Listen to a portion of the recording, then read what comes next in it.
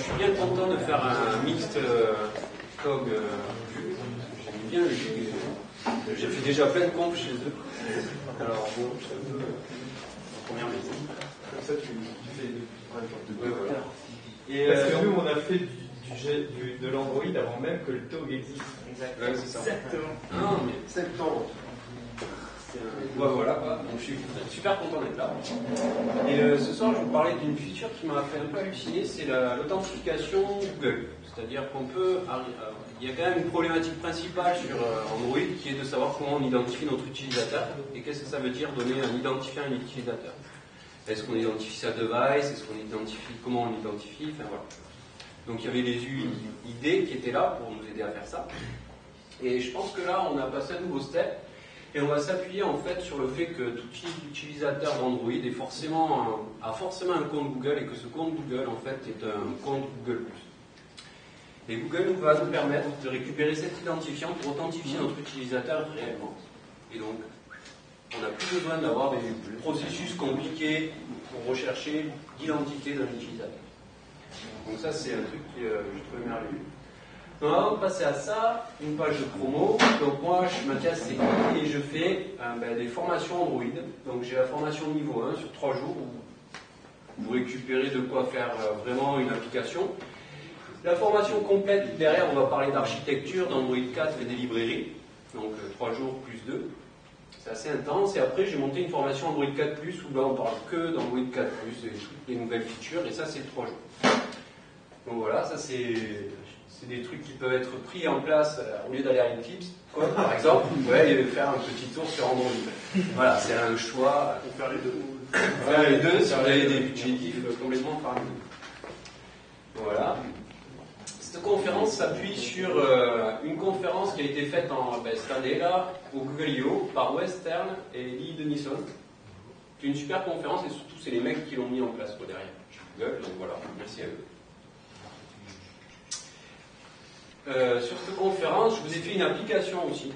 Donc j'ai essayé de diffuser l'information, c'était pas mal de l'avoir installée, parce que ça va vous expliquer ce que vous faites et quel était l'objectif. Donc si vous scannez le QR code, qui est peut-être un peu flou. Ça va marcher. C'est bon ou pas? Ouais, je laisse 10 secondes de plus.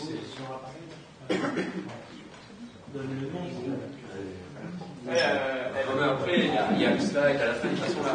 Il y a un nom pour la chercher si on n'arrive pas à scanner. Tu mets Android 2E sur Google Play et tu arrives sur 4 applications, donc c'est là. D'accord. Ouais, je l'ai partagé sur le compte. Ah oui, ça marche. Alors, donc comment j'architecture le truc, c'est... donc derrière, vous avez donc cette appli, vous avez un projet GitHub pour trouver source, vous avez ça sur SlideShare, le but c'est vraiment que vous sachiez le faire. Et on va regarder le code. Donc on va regarder qu'est-ce que c'est, comment mettre en place l'environnement, parce que toujours un truc qui bloque, c'est comment est-ce que j'arrive à installer le machin pour que ça marche sur ma machine et que je puisse coder. C'est toujours un truc bloquant. Après on va savoir comment vérifier la présence sur l'appareil et puis on va l'utiliser. Le plus client, c'est l'objet, la personne, quoi. Et c'est toutes les informations que nous avons à Google sur une personne. Et après on va regarder les features. Donc, comment on récupère l'utilisateur, son unique ID, son graphe social. Et puis, on va s'apercevoir qu'ils sont en train de mettre deux trucs assez rigolos. C'est qu'une fois qu'on a authentifié notre utilisateur, on peut aller faire des posts interactifs sur sa page Google+. Et ces posts interactifs renverront soit sur notre page Google+, soit sur n'importe quelle URL pour Google. Et on peut aussi faire des trucs, donc on a une application, et on peut aller marquer dans Google+, que tel gars a fait telle action sur telle application. Genre, machin a écouté telle chose. Donc pour l'instant, on va commencer avec qu'est-ce que c'est. Donc qu'est-ce que c'est l'authentification Google+. J'ai mon appli, d'accord. Je veux authentifier mon utilisateur. Ça, soit je le mets automatiquement, soit j'ai un petit bouton là, connexion. Ça va m'ouvrir une page sur laquelle je n'ai aucune, en tant que développeur, je n'ai aucune possibilité de modification. Et c'est la page Google qui affiche à l'utilisateur qu'est-ce que demande l'application. Mon application est en train de demander une authentification. L'utilisateur, on lui affiche. Donc pour ça, Mon application demande à afficher le nom des informations générales concernant la liste des contacts de Google. Et après, vous allez pouvoir dire si cette application peut activer la visibilité de ce que je vous parlais ou les hypothèses. Tu définis quand même les droits que tu demandes. Oui, on va voir. Oui. Mais à minima, de toute façon, il y a une fenêtre qui s'ouvre qui va informer l'utilisateur que vous êtes en train d'accorder des droits. Vous cliquez sur OK, et là, je récupère l'utilisateur et j'ai toutes ces informations. D'accord? Donc ça, mon application, son but, c'est d'afficher ça. Mais les vôtres, ça ne va pas être ça. Ça va être d'avoir un utilisateur. Donc ça, c'est vraiment une feature que je trouve intéressante. Alors, donc ça, vous reconnaissez les slides Google. Hein. Donc qu'est-ce que ça permet? Ça enregistre l'utilisateur, pas le device. Ça, c'est quand même un truc qui est super important. Donc, vu que chaque device Android a déjà un utilisateur connecté, il n'y a pas de mot de passe. Il n'y a pas besoin d'embêter un utilisateur à rajouter un mot de passe qu'il ne connaît plus parce que de toute façon, il est routé sur sa machine depuis qu'il l'a acheté, il a oublié son compte Gmail. Vous n'avez pas besoin de permission dans votre manifeste. Vous n'allez pas rajouter, j'ai besoin de telle ou telle permission. Derrière, vous avez le token OAuth 2.0 qui est disponible. Si vous voulez faire plus de choses que connaître uniquement votre utilisateur, vous allez pouvoir faire les utiliser pour tous les endroits où vous avez besoin d'un OAuth 2. Il est valable. Et c'est ce que je disais, vous allez pouvoir réutiliser ce token pour les autres services Google. Donc un petit truc rapide pour voir que l'installation, c'est pas la mort. Donc on va voir comment l'installer et comment le mettre en place sur le projet. C'est super rapide. Donc ça, vous allez dans votre nouvelle console Google Service, qui doit avoir un nom. Vous allez créer un nouveau projet. Ce nouveau projet, vous allez lui donner un nom. Donc l'URL. Une fois que vous avez fait ça, on va vous demander un project ID. Alors, le project ID, c'est vous allez prendre votre nom de package et vous allez remplacer les coups par les tirets. Comme ça, il n'y a pas de souci. Vous mettez votre project ID. Une fois que vous avez ça, vous cliquez dans Service. Vous dites, ouais, je voudrais utiliser les Google Plus API. D'accord? Donc ça, c'est à 5 clics, je crois. Après, si jamais vous voulez pousser le vice un peu plus loin dans les outils Google, vous pouvez créer une page Google Plus. Et cette page Google+, vous allez pouvoir la lier à votre projet. Et une fois que vous aurez fait ça, vous pourrez aller voir dans votre page Google+, les statistiques, et vous saurez comment les gens utilisent votre projet. Donc ça, c'est un petit truc tricky. Mais c'est pas, si vous ne le faites pas, il n'y aura pas de problème. Et la dernière étape, c'est de créer le token OAuth pour vous identifier. Donc là, vous repartez dans toujours Overview, vous revenez dans Overview, et vous choisissez créer mon client ID. Ça va vous ouvrir une fenêtre qui va vous demander le product name, qui c'est. Non, ça c'est obligé. Le logo, la home page, quelle est votre home page. Derrière, vous allez dire moi, je veux faire une application pour Android. Mon package name, donc le package name de mon appli, c'est ça. Ma clé SHA-1, c'est ça. Vous dites, je veux mettre en place les deep links. Et vous faites créer client ID. Comment je génère ma clé Ah non, ça faut pas. Tu fais KeyTool avec les outils Java et tu vas sur tes JKS et tu fais un KeyTool, je sais pas quoi. C'est facile à trouver. La doc te donne les lignes de code. Partout, tout le monde a commencé par expliquer ça parce que les SHA-1 on était tous perdus. Alors on a tous expliqué ça dans tous nos blogs, sur Google l'a fait. Et une fois que vous avez fait ça, c'est fini. Vous avez créé votre projet chez Google. Google est au courant que vous voulez utiliser l'API Google Plus API. Vous appuyez votre token et vous n'avez plus qu'à inclure ça dans votre projet. Donc là, on va passer à Eclipse. Est-ce que ça marche comme Google Maps? Tu peux réutiliser le même projet pour plusieurs clés de signature et du coup... C'est Google, c'est la console Google des services. C'est pareil. Le même.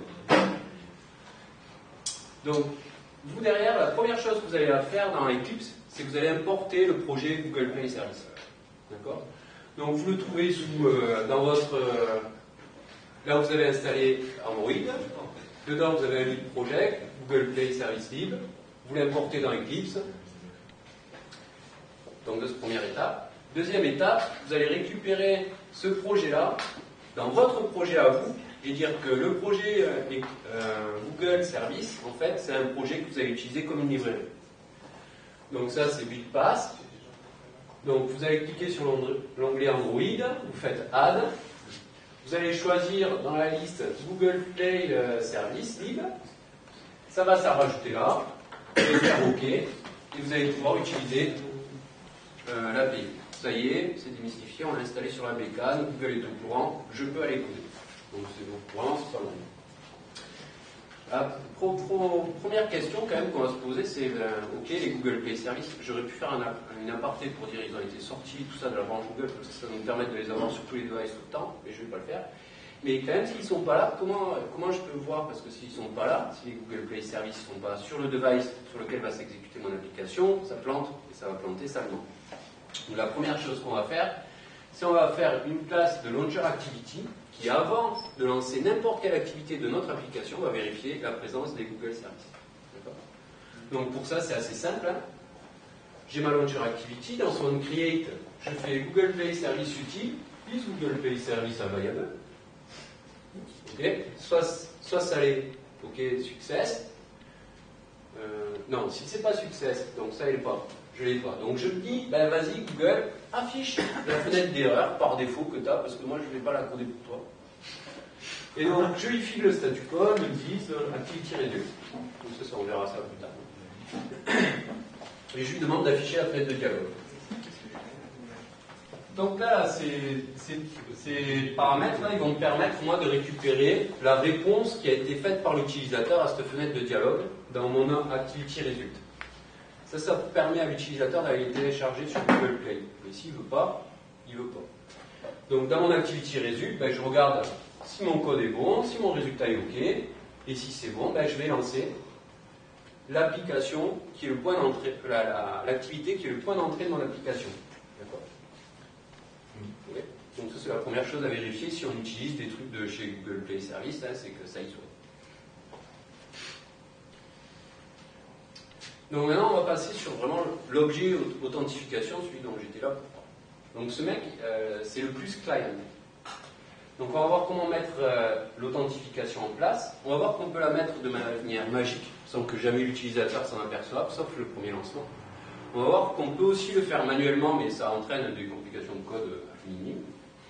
Et après, on va voir comment on va pouvoir, une fois que notre application elle a authentifié l'utilisateur, tout ça, peut-être qu'on veut changer l'utilisateur.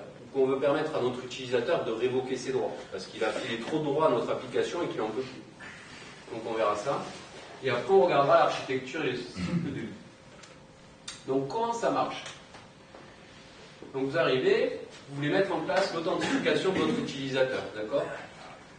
Je suis dans mon activité, je fais des appels à la plus client API, et mon activité, ou n'importe quelle classe, pourra implémenter un on-connection fail listener et un connection callback. Donc là, ça se passe bien, là, ça se passe pas bien. Donc j'arrive dans mon create et je vais construire mon client plus builder. Donc je fais plus client, builder, pour le tease du contexte, le tease du fail listener et le tease du connection callback. Je vais définir les scopes, qu'est-ce que je veux faire, si je veux des activités visibles, et puis je vais demander de construire mon plus client. Quand je vais arriver dans ma méthode onStart, donc celle qui va démarrer avant que j'affiche l'activité à mon utilisateur, c'est juste la méthode avant. Dans l'onStart, je vais faire plusClient connect. Ah, la notion de connect, en fait, c'est un peu la notion est-ce que tu te souviens de moi? C'est pas vraiment je me connecte à quelque chose. C'est est-ce que tu te souviens de moi? Parce que le plusClient, il a un souvenir même vague de moi. S'il y en a un, bah, c'est super. Je vais être, il va me rappeler dans mon callback de réussite. Il va me dire, ok, tu as réussi à te connecter, je me souviens de toi, je te donne les droits de l'utilisateur directement, je t'ai rempli ton plus client. Donc je vais faire plus client, get current person, et ça m'envoie l'utilisateur. Deuxième cas, ben, il ne se souvient pas de moi. Non, ça c'est la loose, donc je vais dans mon on connection fail. Je fais cette méthode, elle a la bonne idée de connect, il ne se souvient pas de moi. Il rappelle le connection fail, il me passe un résultat quand même. Il ne se souvient pas de moi, il me dit pourquoi. Je dis, est-ce que ce résultat, il a une résolution? Genre, j'ai Alzheimer, est-ce que j'ai des médicaments? Si j'ai les médicaments, je fais result, start resolution for result, je lui passe this et un code dont on verra la suite. Ça, normalement, ça va afficher la fenêtre des droits à l'utilisateur. D'accord? La fenêtre que je vous ai présentée tout à l'heure, qui va présenter à l'utilisateur, est-ce que tu veux bien que cette application te connaisse? Si l'utilisateur veut bien, eh bien, s'il veut ou s'il ne veut pas d'ailleurs, je vais être, le résultat de l'utilisateur va être renvoyé dans mon activity result, comme d'habitude. On récupère toujours les arrivées d'intent dans mon activity result. Donc j'arrive sur mon activity result, qu'est-ce que je fais? Ben, soit c'est positif, donc je fais plus client connect et je vais passer par ce branche et j'aurai enfin les... Soit il m'a dit non, mon gars, c'est hors de question que ton application me connaisse. Et dans ce cas, ben, si toute mon application elle est basée sur l'authentification, je lui explique que ben, soit il veut l'utiliser, soit il faut qu'il s'authentifie. C'est bon? J'ai perdu personne? Non? Alors le code. Ah non. Dans le stop, par contre, il ne faut pas oublier de dire au plus client que ça y est, on n'a plus besoin qu'il se souvienne de nous, qu'il peut nous oublier. Enfin, presque oublier. Ça fait quoi si on ne le fait pas? Je peux aller voir la fiche mémoire, mais je pense que tu vois, en fait, tu alourdis la stack quelque part. Quoi. Tu gardes les objets en mémoire qui ne devraient pas l'être. Donc, pour mettre en place ça sur une activité, ben, j'ai seulement deux attributs. Le plus client et le connection result.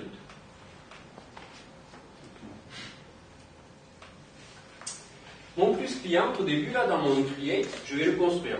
Donc, je vais faire new plus client, builder, donc contexte, connection callback, connection create listener.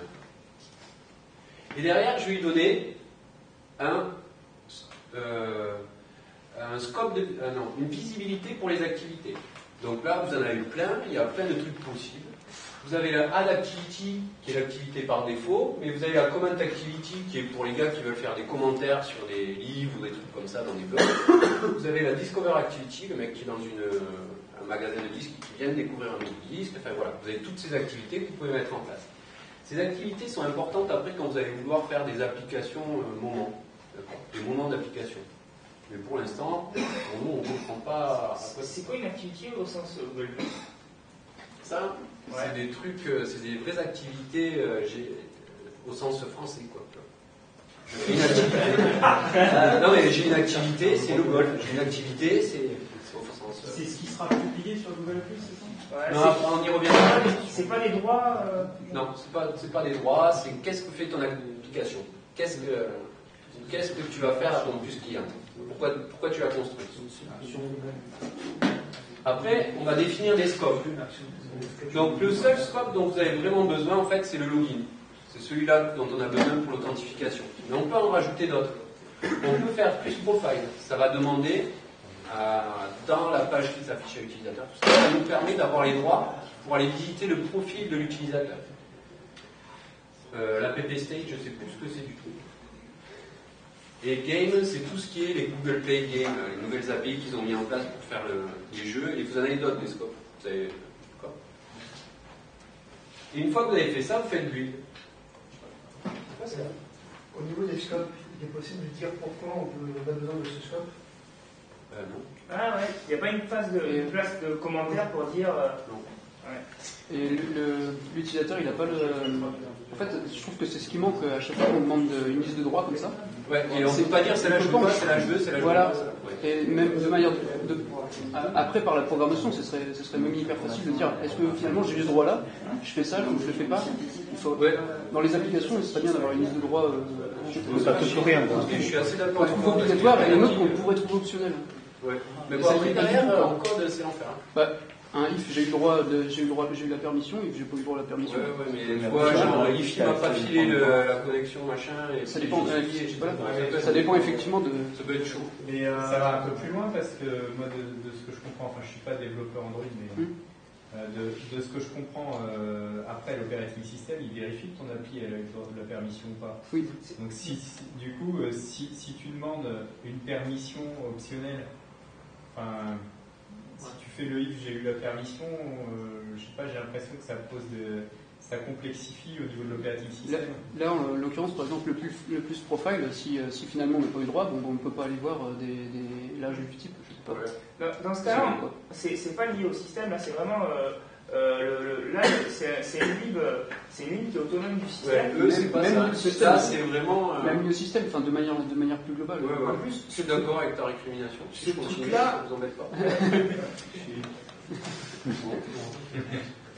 Donc l'authentification automatique.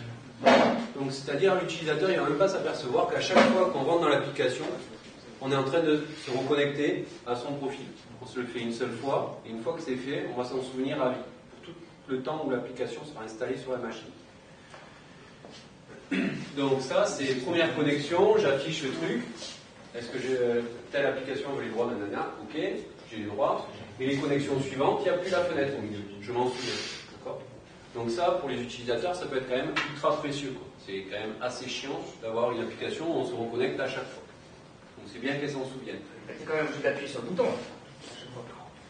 Non. D'accord. Non, c'est automatique. Donc, dans mon start, pour faire ça, je fais est-ce que je suis connecté? Est-ce que je suis en train de me connecter? Si ni l'un ni l'autre, je demande à me connecter. Après, quand j'ai fait ça, on repart dans un callback. Vous vous souvenez, la réponse du M+ client à connect est récupérée par le callback connection callback, quand ça se passe bien. Donc, dans onConnected, ça s'est bien passé, je fais M+ client, get current person, et là j'ai une personne. Et après, dans le onDisconnected, je fais M+ client disconnected, mConnection result égale new. Pour ça, le mConnection result, vous allez voir en OXL. Maintenant, si ça n'a pas marché, dans le onConnection fail, d'accord, j'ai récupéré, quand ça marche bien, j'écris ce code-là, je récupère ma personne et dans le onDisconnect, je me déconnecte. Et quand ça ne marche pas, qu'est-ce que je fais? Quand ça ne marche pas, j'ai un connection result ici. Donc lui, je me le mets en variable de classe, pour m'en souvenir dans toutes mes méthodes. Je regarde s'il a une résolution. S'il a une résolution, je fais le start for resolution, qui va afficher les 30. Si ça plante, j'écris une exception comme je peux, et je fais un request code resolver error. D'accord? Je passe un code comme un espèce de tampon qui va dire, ben voilà, le start resolution for result de 10, il aura tel code identifiant. Ma requête, c'est le numéro de temps. Ça processe, et je me retrouve dans mon activity result. Donc si le request code, c'est égal au code que je viens de passer, si le résultat, il est OK, ben je vais dire mConnection result égale nul, donc je vais éliminer ce résultat pour ne plus m'en souvenir, pour ne pas générer des bugs, parce que je vais passer, vous allez voir que ça peut passer dans les onStart, on résume, et que ça peut des fois, si vous voulez m'aider ça avec l'authentification manuelle, ça peut... Donc voilà, je le flush, et après je fais un plus client connect, en espérant que je reparte dans le slide précédent qui était tout a bien marché. Okay. Et sinon, si mon résultat est pas OK, alors je sais pas si mon L c'est bien lisible, je fais mConnection résultat égale nul, et puis là, j'ai vraiment pas de bol, quoi. Donc je fais super, mon activity result, request code, result code, data, c'est pas moi, je vais rien pouvoir faire de plus, quoi. Je n'aurai pas plus d'informations que l'échec est complet. L'utilisateur n'a pas voulu appuyer sur OK, et puis je suis bloqué, quoi. D'accord ? Ou alors c'était pas un truc qui m'appartenait. Donc là, ça y est, si vous voulez mettre en place automatiquement ce process là, vous avez le onStart à écrire, le onConnected, le onDisconnected, le onConnection failed et votre onActivity result. Et là, vous avez l'authentification automatique. Si vous voulez forcer votre utilisateur à appuyer sur le bouton « Je me connecte », parce que c'est quand même au moins une petite étape, quoi. C'est pas nécessaire à votre application, mais quand même s'il le fait, vous allez pouvoir lui offrir plus de features, de trucs à faire. Il va falloir changer un peu les choses, parce qu'il va falloir regarder dans... Donc il a appuyé sur le bouton plus client. Qu'est-ce que je fais? La première chose, je vais regarder si il est en train de se connecter, il est connecté, s'il n'est ni connecté, ni en train de se connecter, et si j'ai personne, et si mon connection result est non nul, ça veut dire qu'il a déjà essayé de se connecter et ça a raté. Là, je vais reprendre mon connection result, je vais refaire le start for resolution de result. C'est pour voir si jamais, par hasard, il n'appuierait pas sur OK. Bon, si ça plante, parce que des fois, on a des send intent exception qui nous arrivent dessus, on va être obligé de prendre le connection result, de le remettre à nu, et de redemander la connexion, et bon, le bouton, on lui change son état. Si il n'est pas connecté, il n'est pas en train de se connecter, et son connection result égale nul, c'est-à-dire on n'a jamais essayé de se connecter encore, dans ce cas, je vais lancer le plus client connect. Je vais aussi changer l'état de mon bouton.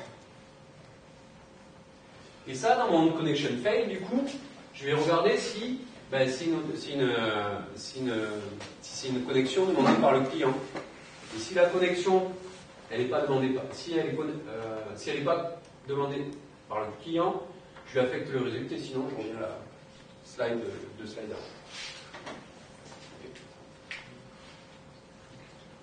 Ok.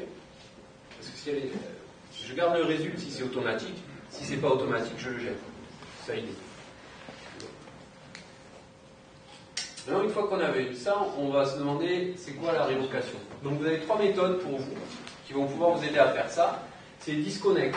Disconnect, c'est bon, ben, cette fois-ci là, j'ai plus besoin d'être connecté avec plus client. Il peut m'oublier le temps que ça dure. Il peut stocker ça en dur en fait sur le disque. Quoi. Mais par contre, ma connection result, je le mets à nul. Mais par contre, au prochain lancement, il s'en souviendra, d'accord, de qui j'étais. La méthode clear, donc c'est M plus client clear défaut à compte, disconnect. Donc cette méthode clear là, ça va vous permettre d'oublier quel est la compte qui a été sélectionné par l'utilisateur. Genre il s'est vautré, il a utilisé, donc on peut avoir plusieurs accounts sur nos devices maintenant. Donc il s'est logué en utilisant celui de sa femme, bon, il ne veut pas quand même. Donc il revient et ça lui permet de changer d'acompte. Et le dernier, c'est revoke. On a donné des droits à cette application, on va les supprimer et on va permettre à l'utilisateur d'en trouver d'autres. Donc ça c'est la dernière méthode, c'est revoke. Bon alors revoke comme ça asynchrone, on y met un listener qui va être appelé quand la révocation elle aura eu lieu. D'accord? C'est un truc asynchrone. Maintenant, comment on insère le plus client dans le cycle de vie de l'application? Parce que si on le fait comme ça, si on a 10 activités, on peut facilement se vautrer en fonction de l'utilisateur est arrivé, il a fait l'activité 1, il est passé dans une case où il va passer sur l'activité 2, l'activité 5, il sort, il revient, il repart sur l'activité 5, on n'a rien initialisé, on imagine que le plus client était authentifié, en fait il ne l'est pas parce qu'on est revenu, tout le monde a été mis en pause et on destroy et on est revenu dessus, le plus client n'est pas là, ça fait une sale exception, genre un pointer exception, et ça c'est pas bon. D'accord ? Donc il faut réfléchir un peu globalement sur notre application, comment on insère la gestion d'authentification de l'utilisateur. Donc la première chose à faire, c'est bon, on se dit, l'objet application, alors pour ceux qui ne suivent pas, qui ne connaissent pas, sur Android, on a nos classes là, les activités, les services, les broadcasts for cyber, et puis dès qu'il y en a un qui apparaît, qui naît, il y a l'objet application qui est là pour se souvenir de l'état général de l'application. Et donc souvent on va y stocker des trucs qui font partie de l'état de l'application, donc l'utilisateur, tout ça. On les met là. Donc on se dit, ben, on va le mettre là, tout ce processus là, de connexion, déconnexion, tout ça. Bon, si on le met là, c'est pas possible parce que l'objet application n'a pas de on-stop ou on-destroy. Donc on ne le met pas là parce que sinon ça fait des fuites de mémoire. Après, si on y réfléchit vraiment, il y a une grosse complexité dans sa mise en place. Donc la conclusion de ça, mettre directement tout ce processus d'authentification dans l'objet application, c'est pas bon. Donc Ted Weierstrahl, je sais pas le nom, bon bref, il m'en dira pas. Donc lui il préconise que on va mettre une activité mère qui elle se charge de l'authentification et toutes les activités de notre application vont hériter de cette activité mère. Et si jamais quand on revient par un workflow un peu compliqué sur la 5e activité et qu'on s'aperçoit que le plus client il n'est pas là, on va appeler les méthodes de l'activité mère. Voilà. Moi j'aime pas parce que c'est pas centralisé, ça peut pas être partagé entre les activités, les services, les broadcast receivers, enfin, ça me plaît pas. Moi, mon objet utilisateur, j'ai besoin qu'il soit dans mon application. Qu'il soit ailleurs, ça ne me paraît pas une bonne idée. Donc ce que je pense moi, c'est qu'il faudrait plutôt que l'application stocke le plus client. Mais il ne se charge pas du tout de l'authentification. On a une activité type qui est l'activité G+ Connection Activity, qui est là pour faire tout ce processus de ces 12 lignes de code là qu'on a vu, qui ne vont pas polluer les autres classes. On a chaque activité qui va vérifier dans sa méthode onStart si l'instance du plus client de l'objet application est nul. S'il est nul, elle va lancer l'activité G+ Connection Activity pour mettre en place la connexion. Et elle, automatiquement, elle mettra l'objet plus client dans l'application. Et le truc, c'est que chaque activité, quand elle va passer dans sa méthode onStop, elle doit appeler l'application pour lui dire « Excuse-moi, mais là, il faudrait quand même que tu déconnectes mon L plus client. » D'accord ? Donc c'est un processus un peu comme ça. La dernière ligne là, elle est super résumée, c'est un peu compliqué. Est-ce que tu sais si la lib de Google fait une sorte de tampon avec les serveurs Google, de sorte que à partir du moment où tu as une première fois la lib demandé de se connecter et d'avoir les droits, à chaque fois que tu le redemandes, elle ne fait pas des requêtes serveurs. Ma question... C'était le slide des révocations, qui révoque les machins. Donc du coup, si chaque activity gère elle-même, je me connecte, je me déconnecte, à partir du moment où il y a la première entrée principale qui s'est connectée, pour les autres c'est instantané. Donc c'est... Connecte. Ouais. Ah oui. Mais après, de la même façon que quand tu mets une ligne de suivi de statistiques, tu mets dans un start scope, c'est fini. Je suis d'accord. Parce que là, tu dis qu'il n'y a pas d'unification de code, en fait, dans toutes les activités. Tu fais attention, dans chacune des méthodes, de rappeler l'autre méthode. Ouais, voilà. Et du coup, passer par une classe mère qui va faire ça pour toi, et juste t'appelles super, et le super le fait pour toi, et t'es sûr de ne pas te planter, ça paraît plus simple.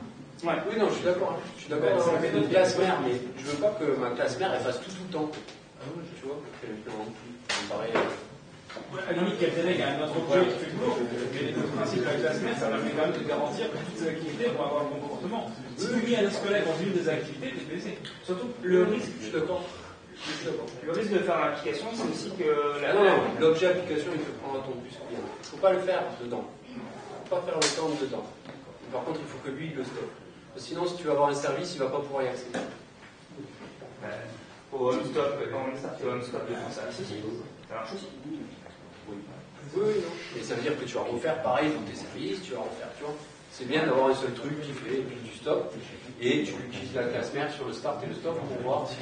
Mais beaucoup, si ton service est lancé, tu ne commences pas à le déconnecter, le problème d'un pattern comme ça, c'est que tu peux prendre le risque de ne pas penser à faire le disconnect.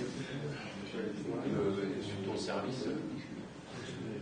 Mais alors, si tu te crées une... Nous, on a ça dans Twitter, dans notre client Twitter, on a les mêmes problématiques avec Twitter. On sait que chaque activity étant une activity de merde, et comme ça, il n'y a jamais à se poser la question. Et tout est encapsulé dans l'activité merde. Et dans l'activité merde, tu as juste une méthode, get ma connexion. Et c'est plié. Et comme ça, tu n'as jamais à te poser la question, est-ce que je suis connecté ou pas? Oui. Oui, c'est ça, c'est pareil. Sauf que j'ai pas dit que c'était mais c'est surtout, moi, ce qui m'intéresse là, c'est que le plus client soit disponible par tout le monde au travers d'applications. Toutes mes mains. Bon, une fois, là, ça y est, on a réussi à authentifier notre utilisateur, tout ça, on va pouvoir essayer de voir à quoi ça nous sert d'avoir un utilisateur. Donc, un utilisateur, c'est quoi? Quand vous faites plus client d'une personne, vous avez toutes les informations sur la personne, donc son nom, son prénom, les acomptes, son identifiant, son âge minimum, tous ses liens, tout ça, vous pouvez aller voir sa bio, vous pouvez aller voir ses brackings et tous les gens qui connaissent. D'accord? Donc ça, c'est ça que ça vous donne le personne. L'objet personne, il contient toutes ces infos. La deuxième truc que moi, c'est le seul, vraiment c'est là où j'ai fait l'article, sinon je ne me serais pas forcément intéressé à ça, en fait. C'est quand je fais plus client getPerson, getID, ça c'est jamais mis. C'est l'identifiant Google Plus de votre utilisateur. Et ça c'est votre clé en fait, l'utilisateur. Si vous voulez stocker dans vos bases de données quel est l'utilisateur, le mieux c'est de prendre cette clé-là. Ça vous authentifie votre utilisateur. Et si vous voulez vraiment aller avoir des informations sur lui un jour plus tard, c'est sa clé Google Plus. Donc là, ça y est, j'ai enfin un identifiant unique pour mon application. Et là où c'est encore meilleur, c'est que je fais une deuxième application, et bien je vais pouvoir savoir que c'est le même utilisateur. Et là, pour faire un lien avec la conférence de juin, on avait parlé de pub. La pub est vachement plus performante quand on a des infos pour qualifier l'utilisateur, son genre, parfois c'est des choses que la personne aime, mais là ça permet d'avoir des ratios de pub vachement plus performants avec ça. Qu'est-ce que c'est que tu revends directement l'information comme à la régie ou... Non mais la régie c'est anonyme, la régie elle veut savoir juste est-ce que mon utilisateur, sans savoir qui c'est, est-ce que c'est un homme ou une femme, par exemple. C'est complètement anonyme, tu lui dis juste, ben là, c'est une femme. Est-ce qu'on peut parler de tout ça pendant l'apéro, les pizzas et tout ça, parce que sinon on va avoir Parce que les pizzas, elles arrivent dans 4 minutes.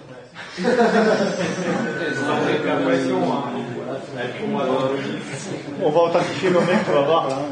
Vous allez récupérer le social graph de l'utilisateur. Donc vous avez une première méthode pour initialiser. Donc c'est pareil, M plus client, cloud people, vous y passez un listener. Ce listener, il y a une seule méthode, c'est en people loading. Vous avez un statut, la liste des personnes dans votre personne buffer, et le next page token, qui va vous permettre de faire une pagination et de récupérer les utilisateurs petit à petit. D'accord ? Et quand vous les reloadez, vous lui repassez ce person token. Et pour utiliser l'information, vous allez prendre votre person buffer, bon, vous pouvez vérifier que c'est bon, et votre person buffer, et vous allez utiliser person, people, et donc vous avez vraiment vos personnes qui sont en fait person buffer est vraiment une liste de personnes. Donc, au-delà de signing, donc au-delà de l'authentification, on va regarder les interactive posts et les application activity, donc des moments. Ça s'appelle. Donc, un interactive post, c'est quoi? Donc, vous êtes dans votre application, vous créez un message, vous appuyez sur post, donc ça c'est où? Ça automatiquement, ça va vous ouvrir une alerte dialogue. L'alerte dialogue de Google+, Google Service, mais ça ressemble pas à la Google+, mais si vous ne l'avez pas installé, ce sera pareil. Et là, vous dites à qui vous le postez, quel est le message, l'emplacement, tout ça c'est fait automatiquement. Et si l'utilisateur en bas, là, il appuie sur le bouton OK, ce sera mis directement sur Google+. D'accord ? Ça, c'est déjà, et ça ne demande rien comme code. Le truc des interactive posts qui va un peu plus loin, c'est que dans un interactive post, si l'utilisateur clique sur votre post, s'il est sur un device mobile, en fait, ça va ouvrir directement l'application. D'accord ? Votre application. Si votre application n'est pas installée, ça va aller sur Google Play, la page de votre application, et demander à l'utilisateur de l'installer. Donc ça permet de poster des trucs sur Google+, oui, et de faire en sorte que quand quelqu'un clique dessus, ça ouvre votre application. Si vous êtes dans un browser, ça va soit ouvrir la page que vous avez définie comme votre page Google+, votre lien, quoi, soit ça définit la page de votre projet. Ça se définit, c'est vous qui le dites. D'accord ? Comment ça marche ? Vous avez deux zones en fait. Dans le post, vous avez l'action target, le content target et le content URL. L'action target, c'est ce qui va être récupéré côté Android pour savoir sur quoi quelle est l'action en fait liée à ce post. Le content target, ça va afficher le contenu de ce post. C'est-à-dire, j'ai découvert une musique. Si c'est action target écouter, ben, ça va lancer votre application et vous allez savoir que c'est pour l'écouter, la musique. Sinon, le content target va vous montrer le disque. Ok ? Voilà. Okay. Le content URL qu'on définit là, partout en haut, c'est fait avec un builder, ce qui est assez sympa pour les builders. Vous allez mettre set content deep link, vous allez dire l'URL, le titre, la description et l'image. Et vous faites builder, set content URL, et vous allez passer, ou alors vous pouvez faire set content URL et vous passez une URI que vous parsez. Okay. Vous pouvez mettre soit à chaque fois les champs un par un, soit vous passez une URL. Content URL. Derrière, en code, ça se fait vite, ça. Pour envoyer une interactive post, ben, c'est tout ce qu'il faut comme ligne de code. Donc vous faites votre plus share builder, donc ça fait partie de votre bibliothèque, vous faites un builder, diz, le plus client qui est non nul, vous donnez le texte, vous mettez votre content URL, parce une URL, vous mettez votre action target, donc vous récupérez la chaîne de caractères qui va s'afficher pour l'action, vous parsez l'URL sur laquelle elle va s'afficher, et vous allez dire quel est le mot affiché, la call URL qui est ici, et surtout, à votre URL, vous allez rajouter une action. D'accord? Est-ce que c'est voir, est-ce que c'est écouter, commenter, j'en sais rien. Et une fois que vous avez fini ça, vous faites start activity for result, psbuilder.getIntent. Donc ce builder là, il a construit un intent. Vous récupérez cet intent qui est envoyé par le système. Automatiquement, le système va se démerder pour faire votre post. Le truc, c'est tout à l'heure, là, je vous ai dit, si j'appuie ici que je suis sur un device, ça va m'ouvrir mon application. Il faudrait quand même que mon application elle sache récupérer un message par le système qui dit il y a quelqu'un qui a cliqué sur un deep link et il faut que tu fasses quelque chose. Donc pour faire ça, il suffit juste d'avoir une activité qui dans sa méthode create regarde l'intent qu'il a réveillé, prend cet intent,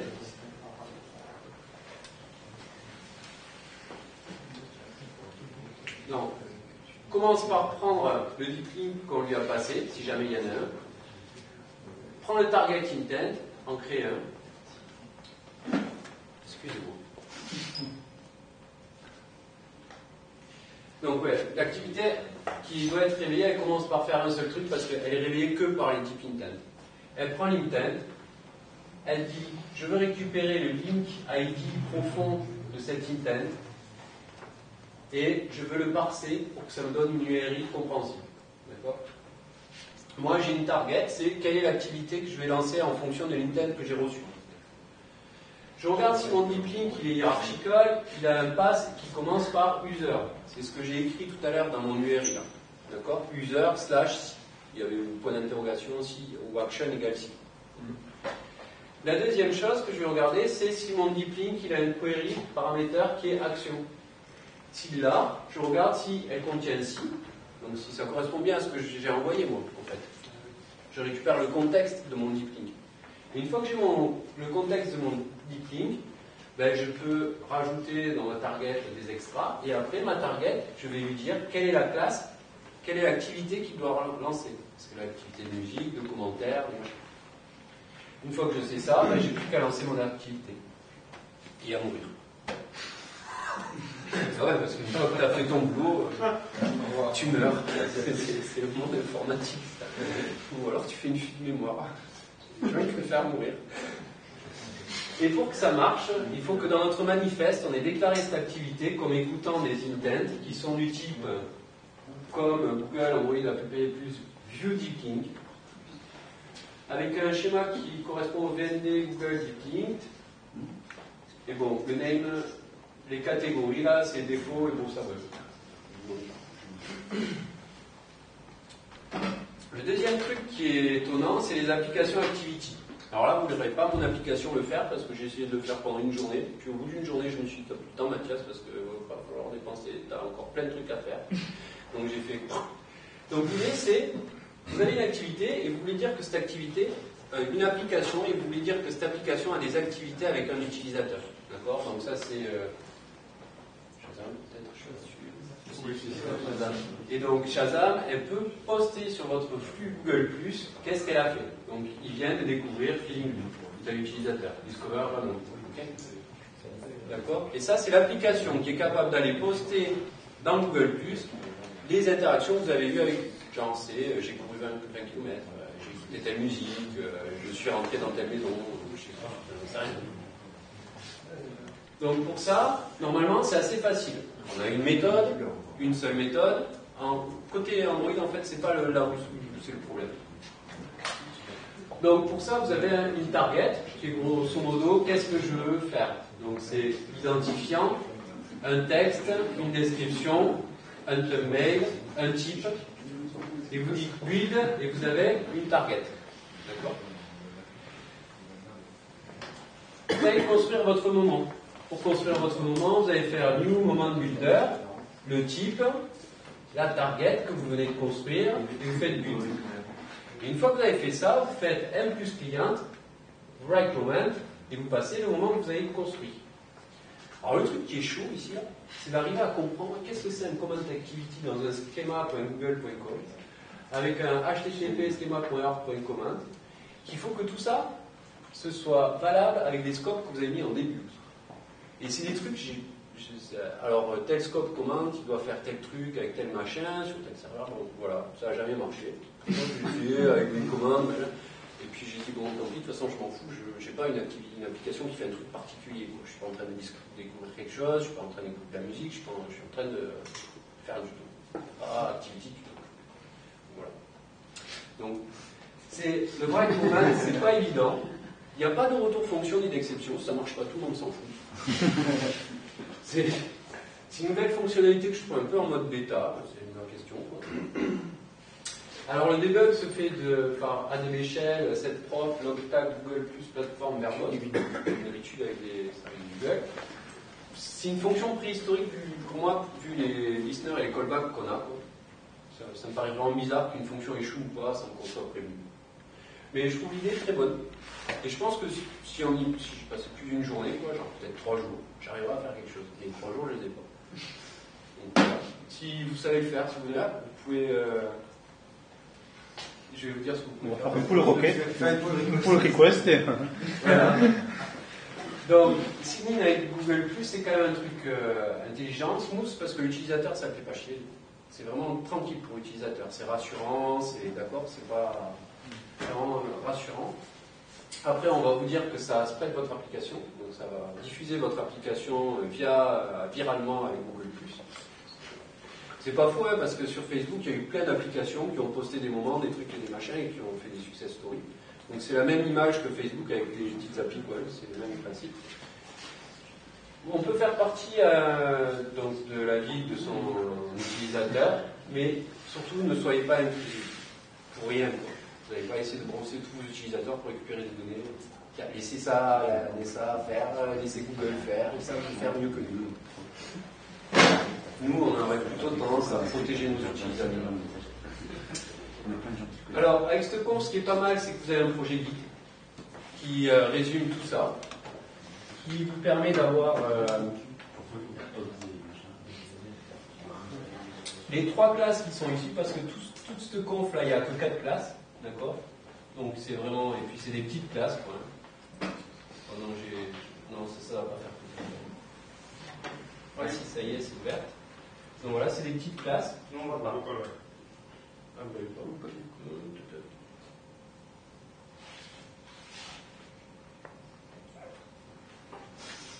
Donc on ira voir. Ouais, voilà. Donc ça fait. Hop. Voilà. Donc c'est des classes plutôt commentées à mort. D'accord? Donc pour une ligne de code, des fois j'ai plein de lignes de commentaires. C'est l'objectif, c'est que vous fassiez, quoi. Donc je vous explique tout ce qui, pourquoi on fait ci, qu'est-ce que ça veut dire et tout ça. Voilà, donc ça c'est le code GitHub. Après,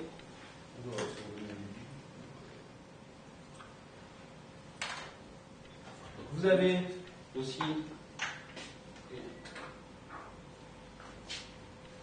l'application, d'accord, qui, il y a 2 objectifs sur cette application, vous permettre de voir sur votre, quelles sont les informations qu'on a, parce que j'ai pas eu le temps de vous les expliquer. Donc là, je les ai toutes listées, toutes affichées, nanana. Ça vous permet aussi de voir quelles sont les informations qu'a Google+ sur vous. Enfin, quand vous allez vous loguer avec ce système, quelles sont les informations que vont récupérer les applications.